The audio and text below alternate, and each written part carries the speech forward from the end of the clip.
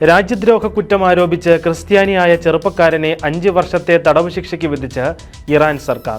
ദേശീയ സുരക്ഷയ്ക്കെതിരായി പ്രവർത്തിച്ചു എന്ന കുറ്റം ആരോപിച്ചാണ് ഇസ്ലാം മതത്തിൽ നിന്ന് ക്രൈസ്തവ വിശ്വാസം സ്വീകരിച്ച എസ്മായിൽ നരിമാൻപൂരിനെ തടവ് ശിക്ഷയ്ക്ക് വിധിച്ചത്. ഇക്കഴിഞ്ഞ ഡിസംബറിൽ നരിമാൻപൂരിന്റെ സ്വകാര്യ വസതിയിൽ പരിശോധന നടത്തിയ ശേഷം സുരക്ഷാ സേന അദ്ദേഹത്തെ അറസ്റ്റ് ചെയ്യുകയും ചില സ്വകാര്യ വസ്തുക്കൾ കണ്ടുകെട്ടുകയും ചെയ്തിരുന്നു. ക്രിസ്മസ് കാലത്ത് ഹൗസ് ചർച്ചുകൾക്ക് നേരെ ഉണ്ടായ സൈനിക നടപടികളിൽ ഇറാനിലുടനീളം അറസ്റ്റിലായ 46 ക്രിസ്ത്യാനികളിൽ ഉൾപ്പെട്ട വ്യക്തിയാണ് നരിമാൻപൂർ.